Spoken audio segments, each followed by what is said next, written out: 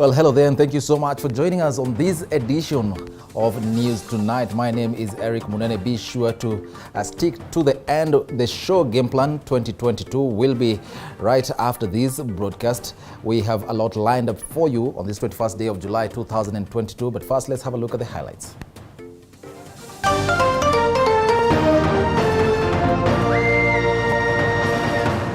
Tonight, price of maize flour down to 100 shillings per 2 kilograms packet. President wetu Uhuru Kenyatta jana alitangaza kwamba unga imeanguka, lakini bila tumeenda hata kwa markets tunapata wanauza ile bei, duka yoyote inauza ile bei ya thamani. As some outlets restrict buyers to less than 4 packets. Also tonight, Nyayo Stadium rallies row. That cancellation letter has been done under duress, and we will want the ministry responsible to revert back to the contract that we had agreed on. Kenya Kwanza to move to court following the cancellation of a permit to use Nyayo Stadium for their last campaign rally. Karua woos Nyeri as an Azimio rally in Baringo is disrupted. Ruto took Kenya Kwanza campaigns to the coastal region. And DP Ruto confirms attendance of the presidential debate slated for Tuesday next week to face off Azimio's Raila Odinga. I want to confirm here today that the Kenya Kwanza candidate Dr. William Ruto will be participating in the presidential debate next week.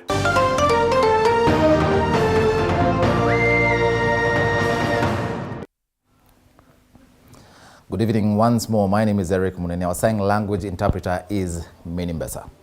A day after President Uhuru Kenyatta announced new prices for maize flour, a number of retailers are still selling a 2 kg packet at over 200 shillings. Meanwhile, Kenyans are hopeful that soon they will enjoy the new prices, as Sharon Baranga now tells us. Maize flour shall retail across the entire territory of the Republic of Kenya at the price of Kenya shillings 100, down from Kenya shillings 205 for a 2 kg packet until otherwise directed. A few hours after the announcement that somehow pronounced an end to the suffering of Kenyans, some of the retail shops we visited had not offered that relief many were waiting for. The traders stuck to selling maize flour at over 200 shillings. The traders who did not want to appear on camera say it will be difficult for them to sell maize flour at 100 shillings, as it will mean they will have to incur losses since they bought the commodity at a higher price. As the tug of war continues on the price of maize flour, there are retailers who decided to stick to the president's directive. Leo nimeamua nichukue kama 5 kwa bei nafuu ya shilingi 500. Nimekuwa nikikula mchele kila siku na spaghetti, lakini leo nimefurahia venye serikali imeamua kushukisha unga, na natumaini itakuwa namna hii kila siku na maisha itarudi chini venye serikali imeamua. Meanwhile, Kenyans continued to praise President Kenyatta's directive and they want traders to lower the prices. Mr. President amesema atianguke, hatujaona hiyo kama sheria amepitisha imefanya kazi. Sasa tunataka bwana President hayo maoni ambao umetoa ya kushukisha unga, kusema ukweli sisi wana biashara wa chini kabisa tumeumia. President amefanya vizuri, lakini alileta relief tu ya muda. Kwa markets tunapata wanauza ile bei, duka yoyote inauza ile bei ya thamani. Kwa hivyo tunaendelea kuumia, watoto wanaumia, wanaenda shule na njaa. Shukran kwa sababu tulikuwa tumeumia juu unga ilikuwa juu sana. Tulikuwa na shida sana sisi kama wamama kupika. Watoto wanakuangalia, paka mama anakuangalia anataka chakula kwa meza shipe, wale washipe, lakini ilikuwa ni ngumu. Lakini tunashukuru serikali yetu Uhuru Muigai Kenyatta wakishirikiana na Papa ambaye ni Raila Odinga wamefanya jambo mzuri sana kufanya unga ya bei ya unga kukuja chini. On the other hand, the government spokesperson Cyrus Oguna has urged Kenyans to be patient as the government works on measures that will reduce prices of basic commodities and in turn lower cost of living. Bidhaa za mafuta ya magari nini tunasema hiyo crude oil ni kwamba imepungua zaidi katika soko la kimataifa. Kwa kule kupungua sasa bei itapanda. Hivi kwamba bei isipande sana kwamba Mkenya wa kawaida apate uzito mkubwa wa kimaisha, serikali imetoa ruzuku.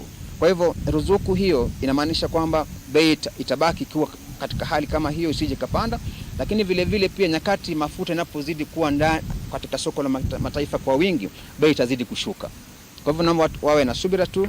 On Wednesday, President Kenyatta reprimanded politicians who are politicizing the increase of the prices of unga in a bid to gain political mileage. Sharon Baranga, TV47. Now, Deputy President William Ruto's led Kenya Kwanza Alliance has threatened to move to court to challenge the decision to lock them out of the Nyayo National Stadium for their last rally on the 6th of next month. While terming the cancellation a breach of contract, the head of Ruto's campaign secretariat, Josephat Nanok, stated that they have the documents to prove that they had booked the venue. Mike Kagongo with the details. According to the IEBC calendar, August 6 will be the last day for campaigns ahead of the August 9th polls. But the question of who booked the Nyayo National Stadium is still hot after the Kenya Kwanza's booking was cancelled. Deputy President William Ruto's campaign secretariat now says they will move to court to challenge the cancellation of the Nyayo Stadium permit. While terming the cancellation a breach of contract, head of Ruto's campaign secretariat, Josephat Nanok, stated that they have the documents to prove that they had booked the venue. We've heard that our key opponents have also booked the stadium. We have realized that they have been bending the hands of the Ministry of Sports, forcing them to be given that stadium and to cancel our contract. We have paid for the hire of that venue. We are holding our mega rally as Kenya Kwanza Coalition on 6th of August. Kenya Kwanza Coalition will be in Nyayo Stadium to hold the rally that we have planned for, we have paid for it, we have a contract. However, in a press release issued by the Azimio Campaign Secretary General Junet Mohamed Tuesday, the coalition notified their supporters that they will be having their final meeting on 6th of August at the Nyayo National Stadium. Ruto's camp, however, claims to have already booked the venue, presenting a contract dated July 12th. Junet did not provide documents on Azimio's reservation, but Kenya Kwanza released a purported invoice paid to the organization that manages the Nyayo National Stadium, Sports Kenya. However, Sports Kenya has written to the UDA party saying that Nyayo National Stadium will not be available for their scheduled rally on August 6. According to the letter, there will be peace concert that will take place at Nyayo National Stadium from August 5th. Nanok claimed that Sports Kenya was under duress when it cancelled their contract and urged the Azimio la Umoja One Kenya Alliance to look for an alternative venue. Indeed, we received a cancellation letter, but that is a breach of contract because that cancellation letter has been done under duress, and we will want the ministry responsible to revert back to the contract that we had agreed on as we continue the preparations. So we want to ask Sports Kenya to be neutral, to do the right thing. Nyayo Stadium is a public resource and every Kenyan has a right to use it as long as you meet the terms and conditions. The Kenya Kwanza coalition now points an accusing finger at President Uhuru Kenyatta, accusing him of using the stadium to cause the two factions to clash. Let Azimio look for another venue. Nairobi is big, Kenya is big. They can be able to take their rally elsewhere because we beat them at this. Both parties prefer Nyayo National Stadium over Moi International Sports Center Kasarani over its centrality, regardless of having a capacity of 45,000 seats against Kasarani's 60,000 seats. Mike Kagongo, TV47, Nairobi. Moving on, Deputy President William Ruto has termed the government's directive lowering the price of unga as a scheme to hoodwink voters in favor of Raila Odinga's State House bid to succeed Uhuru Kenyatta. And as Paul Kirobi reports, the land question dominated Ruto's rallies in Lamu and Kilifi counties. Kenya Kwanza presidential candidate DP William Ruto has yet again taken his charm offensive to the Coast region to ensure he controls the almost 2 million votes in the August general election. This time, Ruto propelled his agenda, accusing the latest government's directive on the reduction of the cost of unga in a series of political rallies in the counties of Tana River, Lamu and Kilifi. The DP asked Odinga to shun deceiving Kenyans, questioning why he could not intervene in the situation long before maize flour prices escalated. Sasa namuuliza Bwana Kitendawili, wewe umekuwa ukifanya kazi kwa handshake na rais miaka 5. Ni wiki iliyopita ndio ulijua bei ya unga imefika shilingi 230? Kwani ulikuwa unafanya nini miaka hii yote? Majuma mawili yamebaki. Wiki 2 peke yake zimebaki tupige kura. Sasa wameleta chambo. Wametufanya sisi kama kuku. Unajua ukiwa unataka kuku, unachukua mahindi, unamrushia, si ndio? Anafanya nini kuku? Anakukaribia. Je, unataka kumfuga? Unataka kupata kitoweo, si ndio? Hilo ndio wanafanya watu wa Azimio na mambo ya bei ya unga. The DP also took a swipe at his boss Uhuru Kenyatta for deceiving Kenyans that Russia-Ukraine war was the main cause of the high cost of living. Watu wasituletee Kiingereza kidogo kidogo ati sababu hii, ati vita Ukraine, ati sijui vita wapi. Tatizo sio vita ya Ukraine. Tatizo ni kwamba tuliwacha mpango ya Big Four. Taveta County has over 181,000 registered voters. Lamu County recording over 81,400 registered voters, while Tana River County has 141,000 registered voters. Kilifi County has over 588,000 registered voters, while Kwale County enjoys over 328,000 voters, and Mombasa County at over 642,000 registered voters that Ruto and his main challenger Raila Odinga wants to control. As part of popularizing his candidature in Coast Region, the land question dominated Ruto's political rallies, and wants Odinga to explain how he acquired his 1,000 acres of land, wanting him to stop confusing Kenyans on the land question. This comes even as Odinga asked Ruto to table ownership documents of a 2,500-acre farm in Taita Taveta County. The 100,000 acres you have, which you never bought from anybody, you want to hide it behind some small scheme about 2,000 acres. We are telling you, we are calling you out. Please, before you give us long stories, writing letters left, right, and center about 2,000 acres, please tell us about the 100,000 acres you have. Ruto, however, says his administration will buy all the land belonging to absentee landlords to settle squatters. The agenda we have to settle squatters in Coast Province, you will not derail it. We are going to buy 1 million acres. We are going to settle ordinary citizens. Mambo ya bandari isuluhishwe. Azimio wameendelea kuzima uchumi wetu. Hawa wakazi wengine wametishiwa. Wanaambiwa wasipopiga kura kwa mlengo fulani watafurushwa kwa mashamba zao.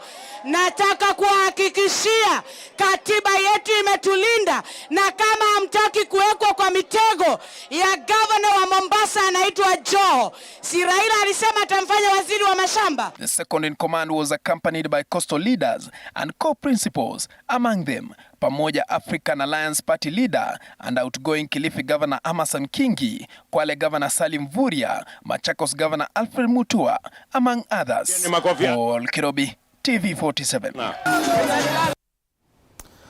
Well, tonight, Azimio presidential candidate Raila Odinga's rally in Tiaty, Baringo County turned chaotic after supporters of area MP William Kamket clashed with former MP Asman Kamama's supporters. Trouble began after Odinga shared the same vehicle with the two leaders, unsettling Kamket supporters who felt their leader was demeaned.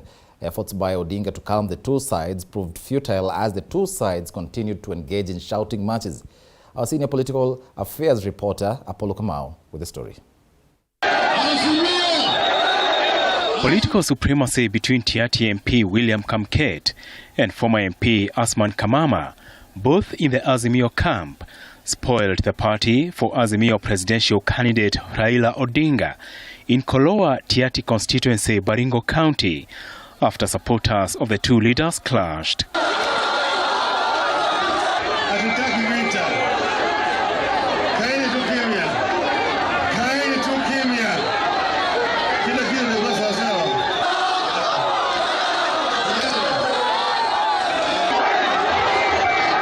Trouble began after Kamket supporters protested a move by Kamama to welcome Odinga. Odinga's move to share vehicles with the two leaders only worsened matters, turning the venue into a theatre of chaos.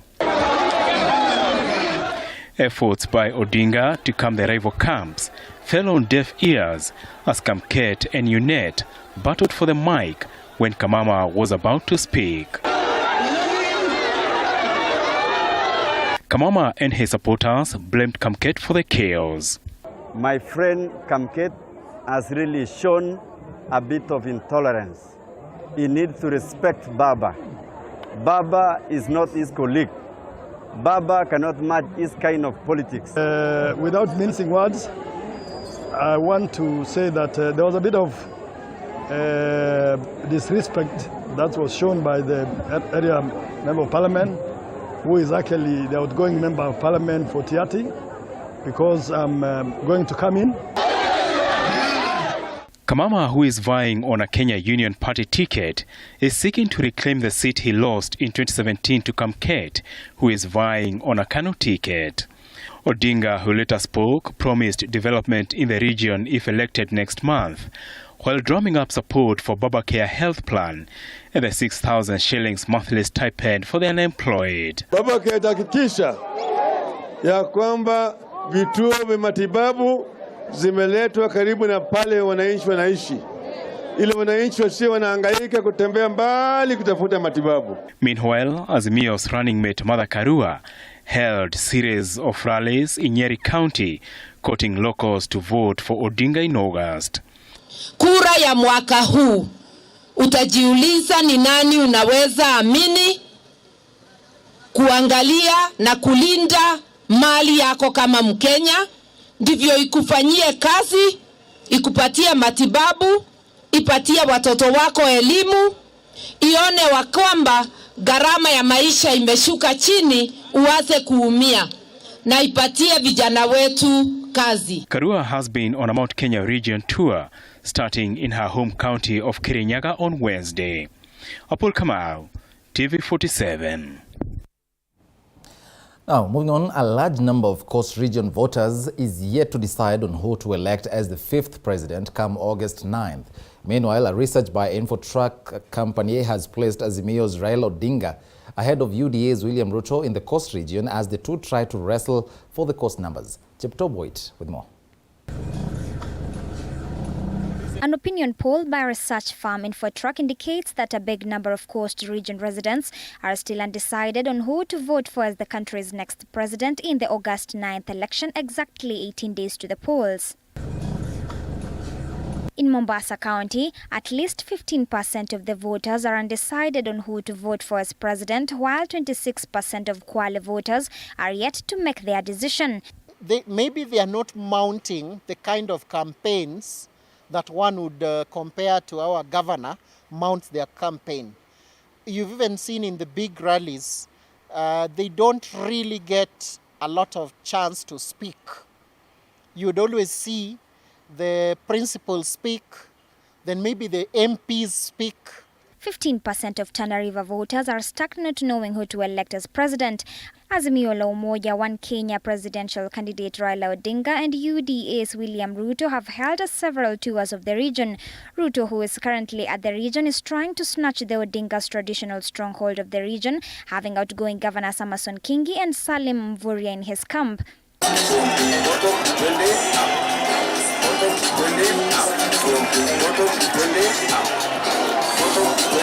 Meanwhile, the research ranked Raila as the most preferred candidate at the coastal region at 51% and Ruto is at 25%.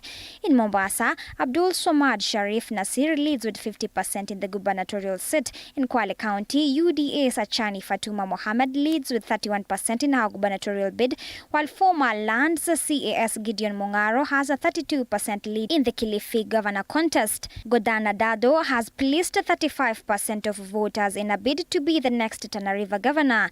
Meanwhile, research firm Intel Research Solutions indicates that DP Ruto is leading Raila. Ruto has a popularity rate of 50.5% and is trailed by Raila Odinga, who has 42.2%. 18 days to the general election and a high number of undecided voters is still being experienced in the country.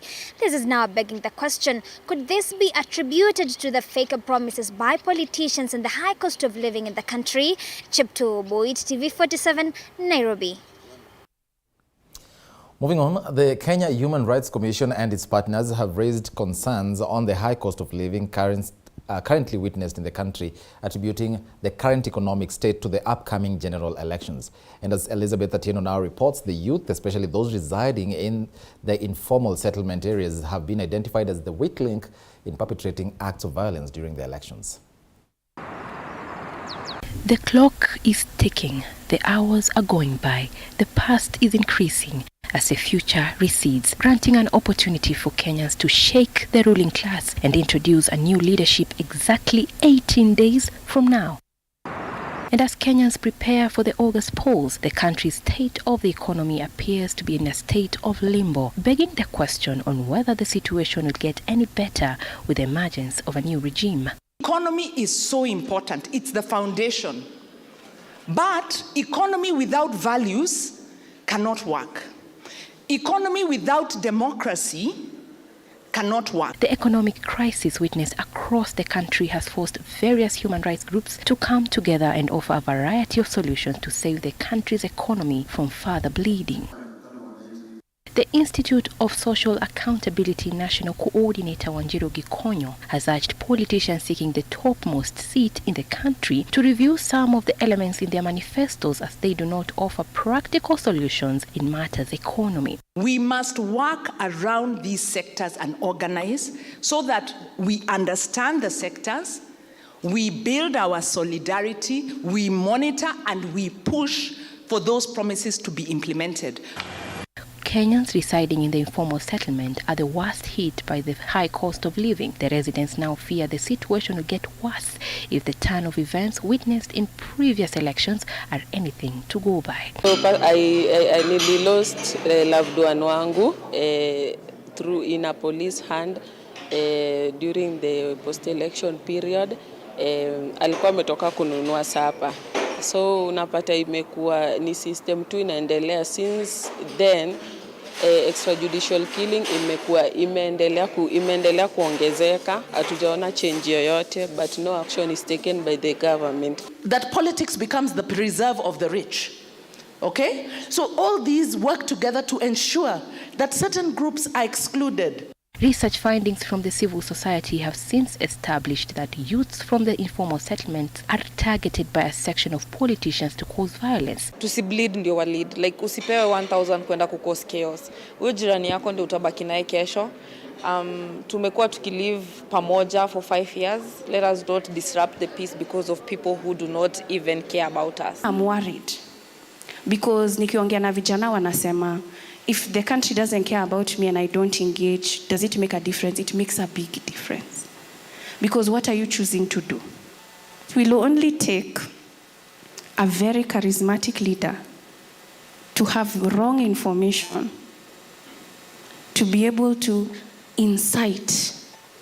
And as human rights groups amplify their voices to promote messages of peace through different forms of media, the mainstream media has been urged to be at the forefront in adequately informing the public on election matters and avoid bias during coverage. With only 18 days left to the August polls, the civil society has come forth to preach peace during the electioneering period, further urging Kenyans to fight for democracy and values in a bid to sustain the country's economy.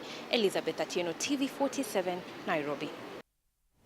Thanks for that, Elizabeth Atieno. Now, Education Cabinet Secretary Professor George Magoha has yet again refuted claims that the ministry has engaged in embezzlement of funds.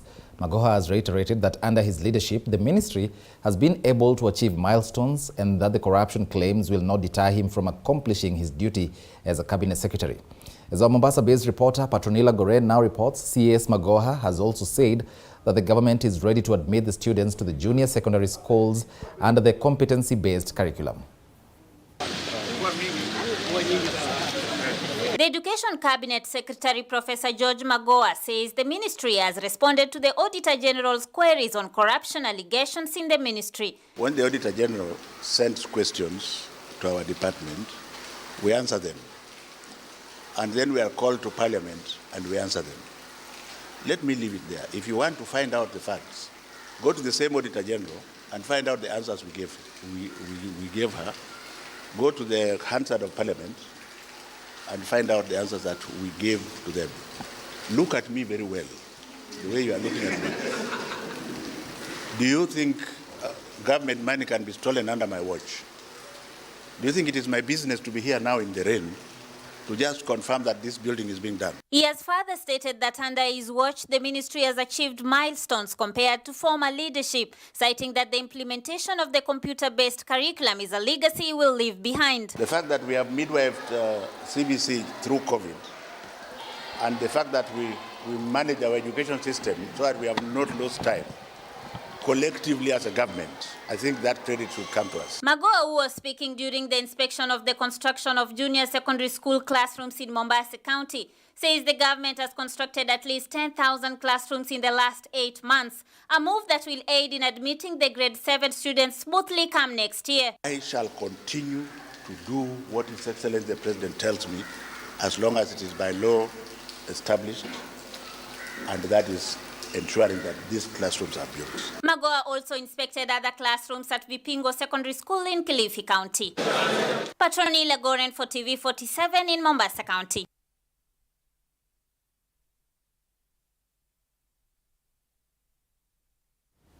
Well, that story there by Patronila Goren takes us to our short breather at 25 minutes past the hour. Don't go away, we'll be back with more.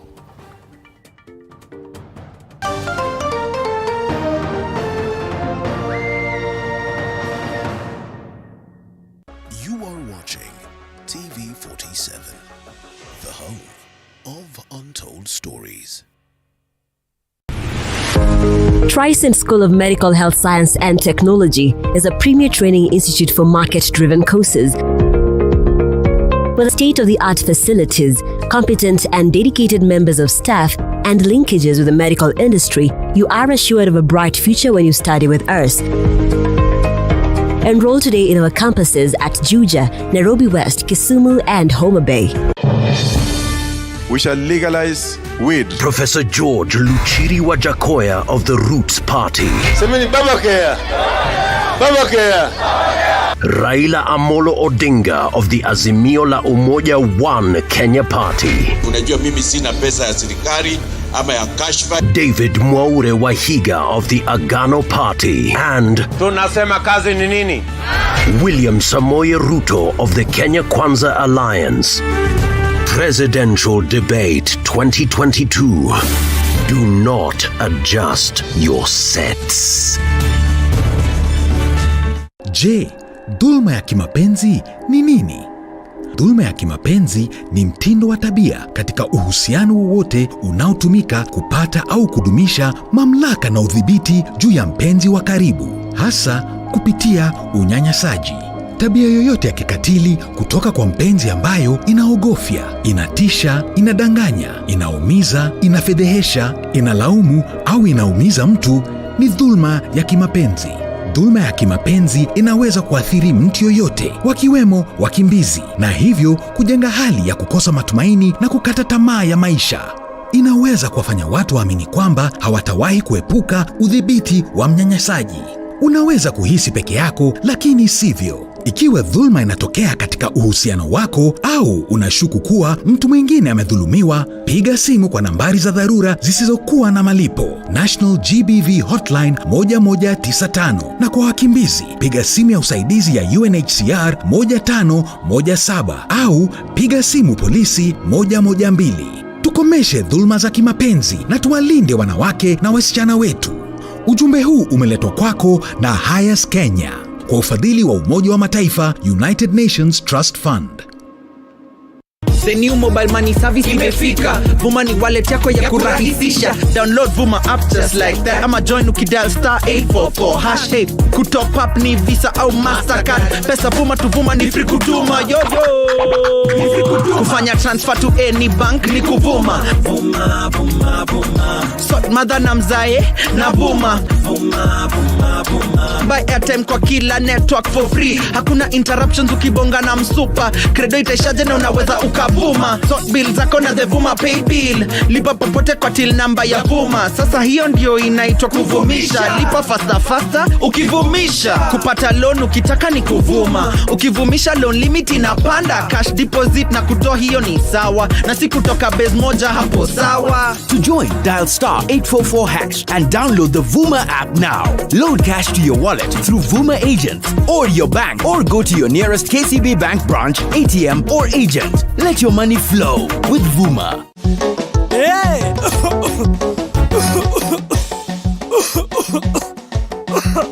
Kaluma King Herbal Lozenges zinazo nguvu maradufu kutuliza kikohozi, vidonda vya koo na mafua. Kaluma King ni shwari.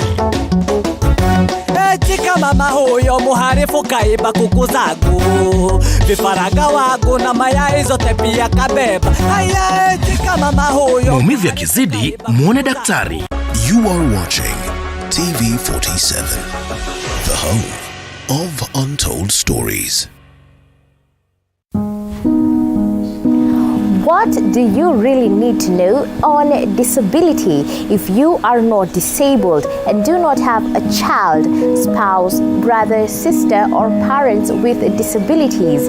How knowledgeable and up-to-date are you expected to be on disability issues? We also have occupational therapy services, which is to help the child to learn how to overcome their disability while being able to do different things. Here on Beyond the Limit, we bring you stories of those who have broken the barriers and gone beyond their limits. Ndikuwa mejua kuride bike na baba ajui na mandugu zangu hawajui. Join me, Muthoni Minor, as we bring you these stories every Saturday at 7:30 p.m.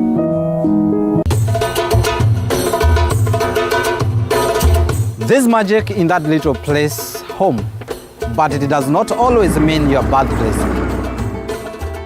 It could be your retirement home, your vacation destination, or even your residential apartment.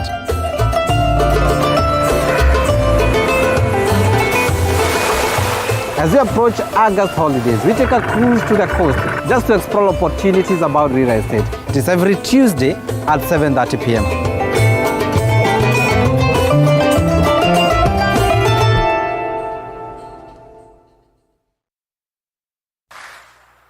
Every Saturday at 6:30 p.m., we bring you the latest from the world of tech.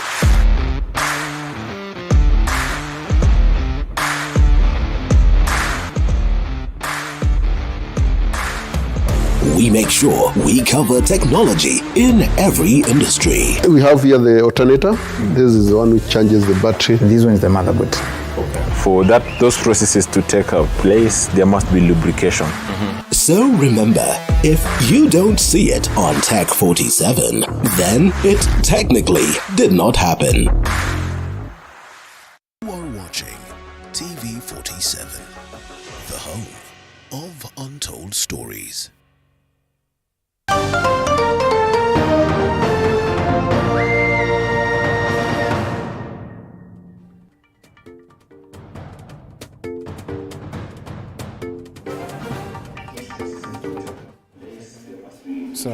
For staying with us. Now, I want us to talk about the current debate, about the presidential debate, which will be held this coming Tuesday. Remember, it has been preceded by the deputy presidential debate. And before that, we had the Nairobi gubernatorial debate. And to help me discuss that very important occasion is Ochieng Rapuro, who's the Standard Group editorial group editor-in-chief. I'm sorry. And welcome to the studio. Thank you. Well, first things first, today we've had some developments. Deputy President William Ruto, who had issues and had said, or rather his team had suggested, that he's not going to attend the debate, citing, among other things, the biasness in the way he is covered by the media in relation to how the media covers his opponent. Today, he's confirmed that he is going to attend the debate.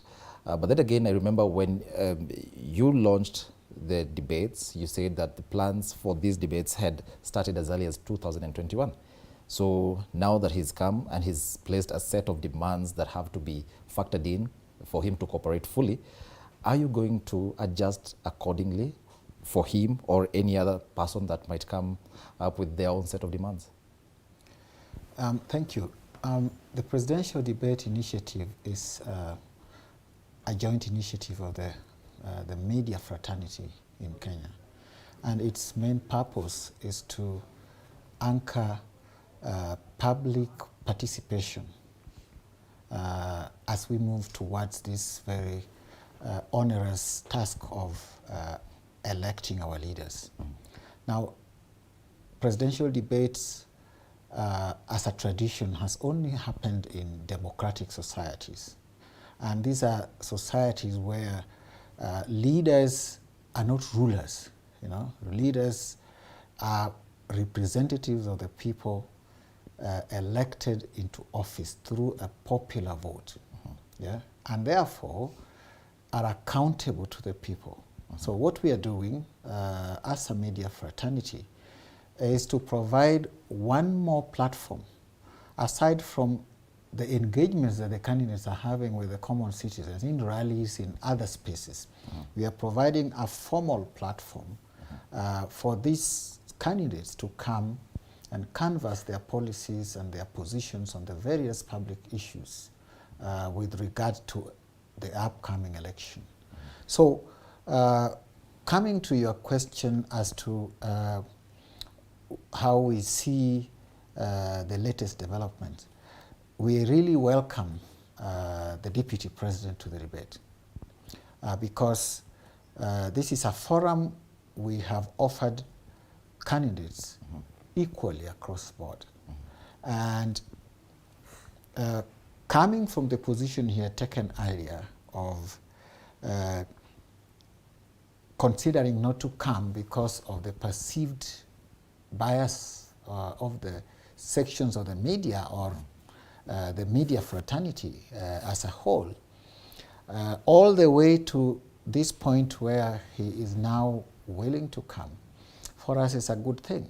It's a vindication of the position we've maintained from the beginning, that we are a neutral observer to the political events, and if the Deputy President and his team has a problem with any particular media house, then there are avenues to sort out this, which includes formally communicating to that media house the displeasure that they have, or if they don't respond to such requests, that there is a formal legal mechanism, which is the Complaints Commission or the Media Council, which is established by law. That is where to take such complaints. But we are very happy that he has now seen, yeah, the decision to offer to come is the clearest indication that he has now seen the value of these debates. And we have remained steady right from the beginning that we are convinced that these debates are a platform that the candidates have to explain their policies in a formal way, in a formal setting, to the citizens who are going to be the voters. So we have held the governors' debates, yeah, which was widely watched across the country and even listened to through the radio channels. And then we went into the deputy presidential debates of last week. Again, very well conducted. Everybody could see the effort that was made to make these debates as balanced and as fair as possible. Staying with the issues, formal, and allowing the candidate to engage with the issues of the day as they continue with the debate. So the second part of your question as to the demands that have been made by the Deputy President's team, our position is that we have come together, we have set the rules, and we have communicated these rules formally to all the candidates. Now, our position is it would be very nice for us if the candidates accepted to come to these debates along the lines that we have set and according to the principles and the guidelines that have already been communicated to them formally. So the concerns that they have raised, we have looked at them, and we think that the guidelines that we have issued takes care of all of them. Yeah. Well, having looked at the past two debates, the past two national debates, there were tiers. There were two tiers. You separated candidates, who performed in a certain way according to opinion polls.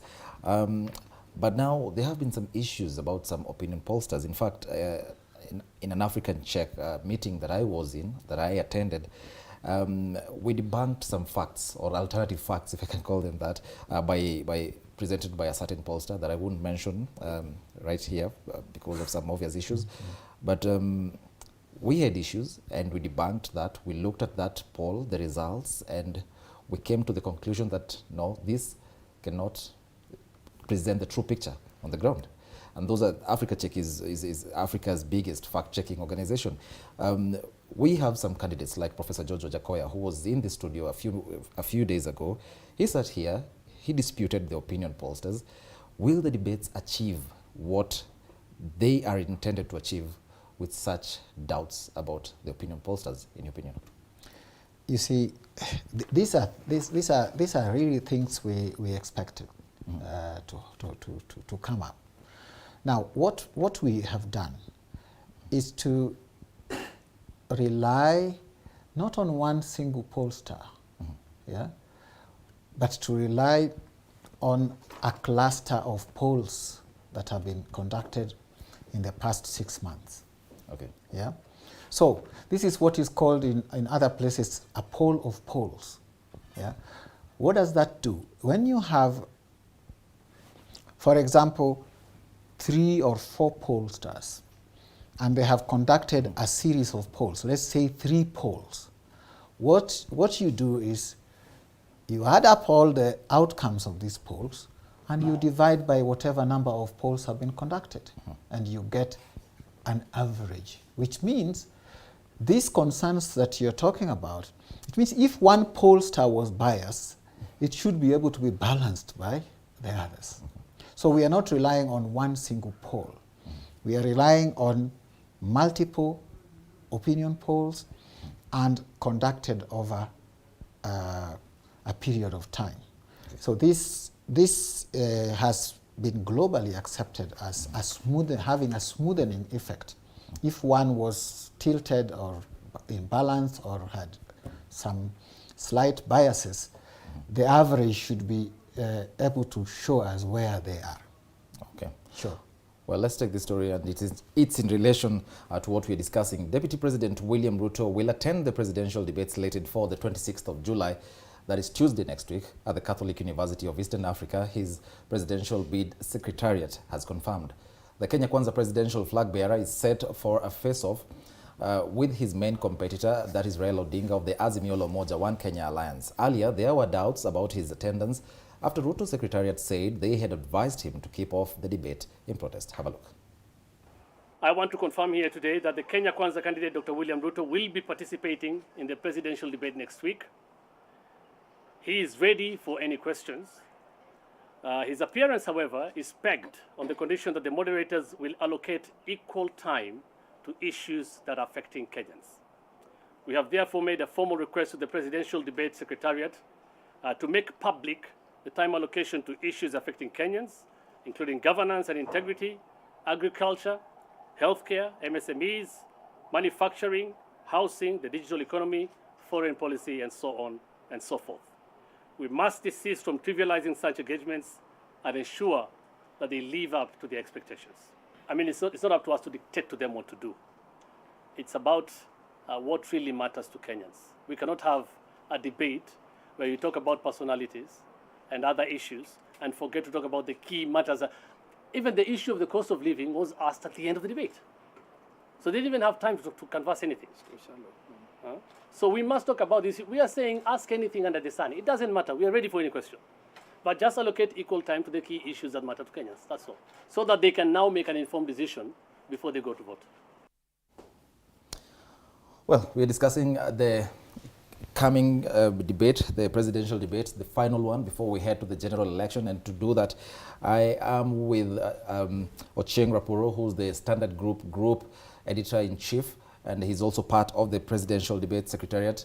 We had some issues right here in studio about that story there by the deputy president's campaign secretariat, but I'm sure you know some of the things that were raised in that press conference. In your opinion, do you think some of them are really practical? Are they going to align to your plans, allocating a few minutes for certain topics? That's why I said we have looked at the concerns, and we are comfortable that the rules of the game we have put in place takes care of all of them. Okay. Now, what usually happens in other jurisdictions is that presidential debates are a series of events. Yeah? So you hold like 3 in a row. Yeah? You hold the first one in the manner of the manner that we intend to hold this coming Tuesday, and in the fashion we have held the gubernatorial and the deputy presidential, where you come before moderators or a moderator, and you ask questions and you debate. Okay. In other places, then they, like in the US, then they go to what they call a town hall. Okay. Yeah, a town hall is where you have a moderator, and it's a mix of questions coming from the moderator to the candidates, but also bring in ordinary citizens into the space to ask the candidates the questions, and they answer. Now, because of the timelines that we had this year, we have only had 1 debate for each category. Yeah? So you saw we had 1 debate for the governor's segment. We have had 1 debate for the deputies, and now we are going to have just 1 debate of the presidential candidates. Okay. Now, this has, for us, created a massive logistical challenge, because in the election, the general election agenda, there are several issues that need to be discussed, need to be debated, where the candidates need to clearly explain to the citizens their positions with regard to these issues. So what we did is we have contracted professionals in the public policy research area. These people have gone round. They have tried to muster as much as possible what the citizen, the ordinary citizen, feel are the issues that they want their next leader to address. These issues have been brought back, synthesized, and distilled into 7 broad areas. Yeah? And these areas are then give us a broader view of how we go into these debates. Ordinarily, what we would do would be to divide this into 2. Yeah? If we had a chance to have 2 debates. Okay. We would say debate number 1 will deal with this state of our economy, we'll deal with social issues, we'll deal with national security, for example. Then you finish and you come now to the second part of the debate to deal with the rest of the issues. But here, remember, we only have 1 debate. The timeline is 90 minutes. There are so many issues, you know, that need to be canvassed. So if you have looked at the past two debates, the governors' debates and the deputies' debate, we have put it right from the front, up front, that there are 6 areas that are to be covered in the debate. Yeah? And these 6 areas, what we have done with them is we have allocated each thematic area 15 minutes. Okay. Yeah? So if it is the economy, it's supposed to take 15 minutes. There is the area of the very controversial and very heated area of governance, ethics, and integrity. It's supposed to take 15 minutes. And then you go to another thematic area like that. That is how we intend to deal with this. And if you check, that is a very big ask in the deputy president, from the deputy president's team, that they want the discussion to cover these areas as we go. That is already provided for. Okay. Yes.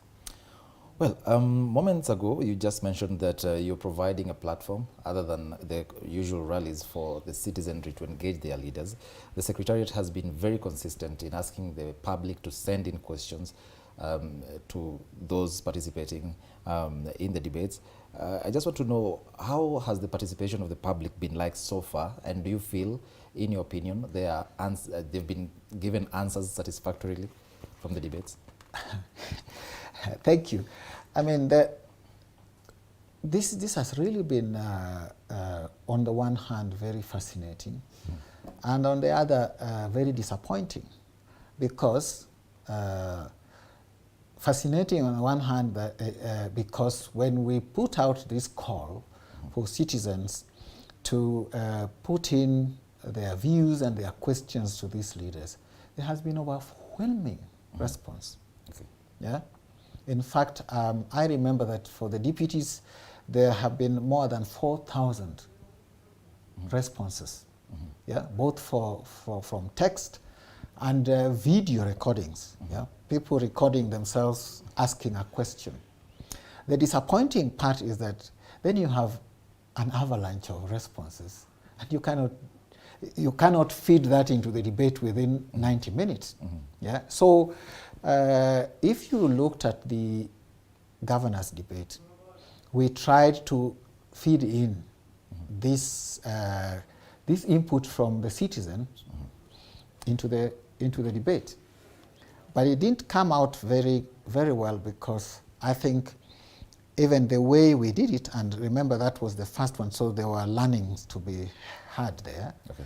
So we played like 4 questions from the citizens in a row, yeah, and then asked the candidates to respond. Of course, in such an environment, they chose what they wanted to respond to and just ignored others, yeah. And because of time, then we moved on. Now, in the deputy presidential debate, we did not have these questions from Wananchi put to the candidates because of technical challenges. Yeah? First, there was so many videos that came, the quality was poor, but the questions are very substantive. And then, yeah, so that is the reason that we did not play this, or we did not put these questions to the candidates to answer. We intend to do so for the presidential candidates next Tuesday. Okay. But I can tell you still the challenge of just the amount of questions we have gotten from the citizens is overwhelming. So there is a selection bit to be done there, and also technical issues to resolve so that we can play them live to the candidates to respond. Okay, Mr. Rapuro, very briefly, because I'm informed that my time is almost over. We have a lot to talk about. There have been concerns by some civil society organizations. In fact, I engaged one group, and they wanted me to ask about, critical issues like extrajudicial killings and all that. I hope they're going to be factored in next, right? Yes, as I said, there are many issues, In fact, the working documents that we have given our anchors, to work with, because we do not direct them on what question to ask. What we give them are the thematic areas and the issues they are in, so that they can then look at this and respond. Frame questions that they think the candidates can use to respond to the issues. So there's a whole lot of these socio-economic justice issues in our document, our working document. Whether we are able to cover this lot within the 90 minutes is the question here. But we will try our best to cover all these areas. Okay, and lastly, now very, very briefly, this is a high-stakes election that is coming. The people, and in this case, the viewers, are almost divided right in the middle. So what are some of the remedies that probably the Secretariat has if, in case one group feels that its candidate has been treated unfairly? I mean, that would be what you call an opinion, you know, which we can deal with in the aftermath. But we have seen, for example, in the deputies debate, we have seen some guys trying to throw out some statistics there as to how much time was given to which candidate. We have taken that seriously. We are doing our own assessment of the situation. But what we are very much focused on is that there is fairness in the structure.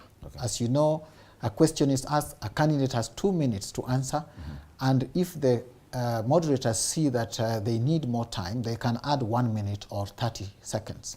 And that is should be given fairly to each candidate. What then comes out as the ultimate outcome is only what we can assess as a post-facto event. But we can assure all candidates that we intend to be very fair, to be very firm, and to be very focused on the issues, because these are what the common Mwananchi wants to hear from them. Okay, thank you very much, Ochieng Rapuro. Thank you for finding time to be with us tonight. Thank you so much. Asante sana. Thank you. Ochieng Rapuro, the Standard Group Editor-in-Chief, and also he is part of the Presidential Debate Secretariat, which we're talking about the coming debate, the presidential debate to be held on Tuesday next week. Time now for a very short break. Don't go away. We'll be back with the fact checker.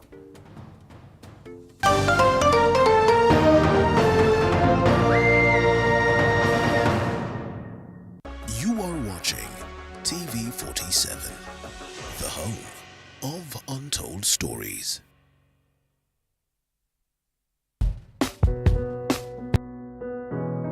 Despite being visually impaired, he is a